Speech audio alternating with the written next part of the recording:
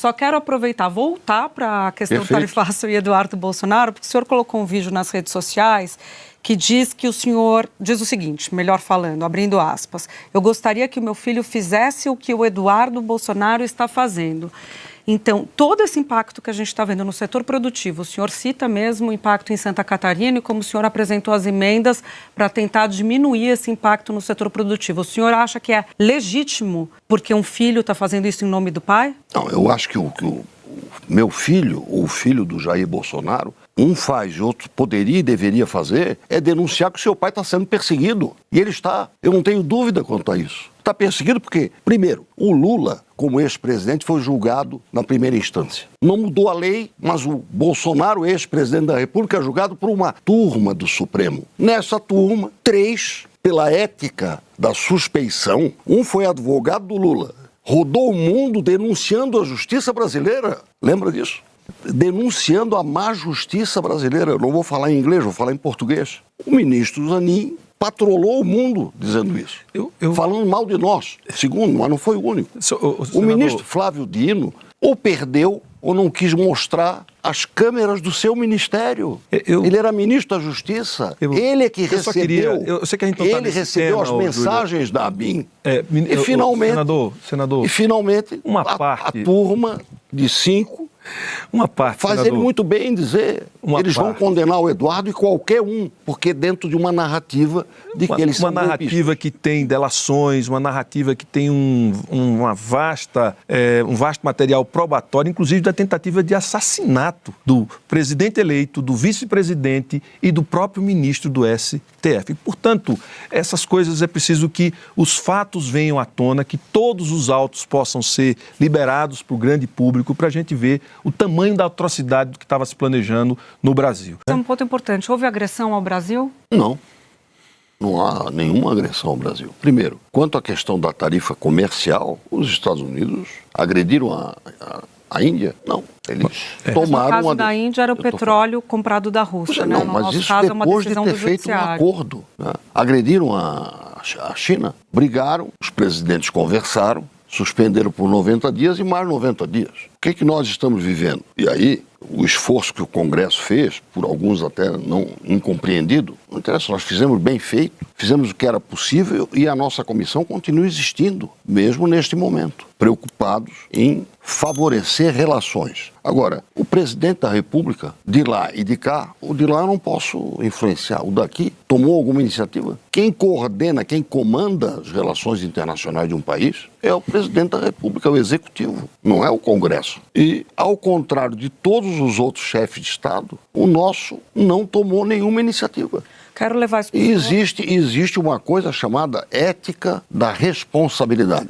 Muita gente não gosta de escutar isso. É inerente ao cargo de presidente da República, seja da Suíça, que foi lá, não foi recebida, mas foi, seja o Putin, seja o... Não interessa a legitimidade. É da responsabilidade do chefe de uma nação se expor para reduzir danos à nação que o elegeu, à nação que ele dirige. Mas o senhor acha, eu vou levar essa pergunta para o senhor, mas o senhor acha legítimo o governo dos Estados Unidos, o presidente americano, demandar uma mudança no judiciário brasileiro, na forma como o judiciário brasileiro está julgando ou no julgamento feito pelo judiciário brasileiro em troca de retirar ou colocar tarifa? Olha, a nossa Constituição não permite que poder interfira no outro. Não me cabe, e não sei se a americana permite. Agora, não é a primeira vez que uma autoridade brasileira procura os Estados Unidos para influenciar a política local. Exemplo concreto, dia 13 de maio deste ano, o atual presidente do Supremo, ministro Barroso, num discurso que está gravado, informou que, quando o presidente do TSE, entre 2020 e 2022, ele procurou a Embaixada dos Estados Unidos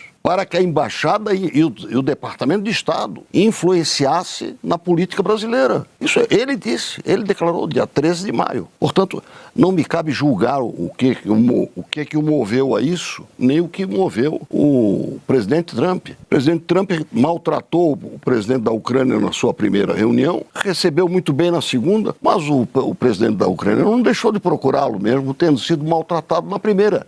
é da ética, da responsabilidade do cargo. E se ele for humilhado, se ele for maltratado, nós brasileiros teremos que suportar e ser solidários. Escuta, como é que o senhor avalia essa declaração dele de que o presidente Lula tinha que fazer mais, levando em consideração uma declaração do próprio presidente dizendo que não ligaria para Trump, que poderia ser uma humilhação? Em primeiro lugar, é preciso dizer que houve uma agressão. Quando o presidente americano coloca num documento oficial daquele país e exige informa que estava sobretaxando o Brasil, porque tem uma decisão do judiciário brasileiro que ele quer que seja desfeita e se isso não acontecer, ele vai manter as tarifas e ele insiste nisso e ele aumenta a aposta. Então, houve uma agressão. A agressão aqui, ela não é física, ela é institucional. Ou seja, ele agride o modo de funcionamento do Brasil, tenta intervir no modo de funcionamento do Brasil. Veja, ele é o chefe do Estado americano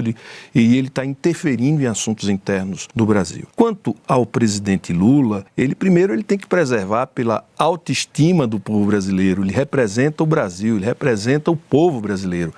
Ele chegar sem a altivez, sem uma posição de representação, humilhado, depois de ter sido agredido por outro país, isso não dialoga com aquilo que a gente pode fazer. Primeiro que a gente não tem, eles mentiram para o Brasil e para o mundo todo dizendo que o Brasil tem vantagens na relação comercial com os Estados Unidos, que a gente tem superávit, ou seja, que eles vendem menos e compram mais do Brasil. Outra mentira, ou seja, é um conjunto de desinformação e de mentira e, além de tudo isso, ele impõe uma tarifa de 50%, exigindo que o Brasil, para poder se livrar dessa tarifa, tenha que mudar uma decisão do judiciário que ainda nem sequer foi tomado, ou seja, interferir num julgamento em curso no Brasil. Então, isso é uma agressão clara e o presidente Lula, no meu modo de ver e na análise de todos os especialistas em relações exteriores, claramente diz que ele não pode ir para uma situação de humilhação, porque é a humilhação do Brasil. O Zelensky foi humilhado. Eu não sei se isso é bom para o Brasil, bom para os brasileiros e bom para a imagem de um país que tenta se recolocar no mundo com um papel de liderança. E é importante frisar bem, o Brasil lidera um bloco econômico que representa 40% do PIB mundial, metade do comércio e metade da população mundial. Nós representamos isso e quem representa isso hoje é o Brasil. Deixa eu voltar então para o debate colocando um fato importante que foi a decisão do ministro Dino de ontem. Hoje ele faz um esclarecimento à decisão dele. Na prática ele diz que ordens executivas e judiciais de outros países não podem valer no Brasil e diz que os bancos, se forem tomar alguma medida relacionada a essas ordens de fora, têm de pedir autorização para o STF. Isso causou uma grande repercussão nos bancos, as ações caíram e os bancos com seus respectivos departamentos jurídicos temendo como vão agir agora, uma vez que podem ser sancionados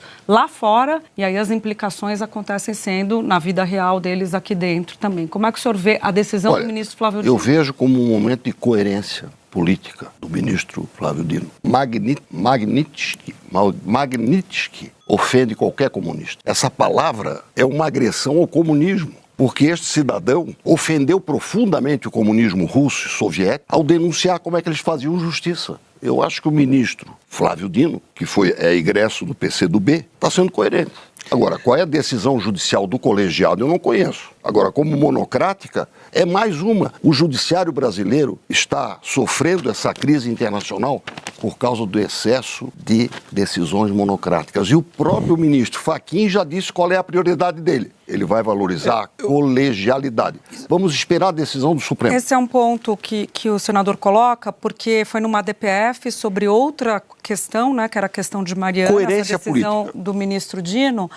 E aí houve uma repercussão, alguns ministros, a gente trouxe até essa apuração mais cedo do Márcio Falcão aqui, da redação da Globo em Brasília, que alguns ministros do próprio Supremo disseram que o ministro Dino deveria ter esperado a ação que está com o ministro Zanin para que seja tomada uma decisão. A ação com o ministro Zanin trata especificamente da Magnitsky e do ministro Alexandre. Então, veja, com relação a procedimento ou o momento que ele se posicionou, talvez tenha sido precipitado. Porém, os Estados Unidos fazer uma lei para interferir no funcionamento do nosso país... Não foi para o nosso país que a lei foi Não, feita, eu sei, né? mas que para interferir no país, no mundo inteiro, porque os Estados Unidos, por conta de ter a moeda do mundo e obrigar todos os países a se submeter à justiça americana, eu acho que essa é uma questão que está em discussão também, né? E é importante dizer, senador Amin, que a justiça dos Estados Unidos está sob forte ataque do próprio presidente americano. Ele tem enfrentado e tem mandado prender juízes nos Estados Unidos, porque os juízes questionam a decisão do governo americano.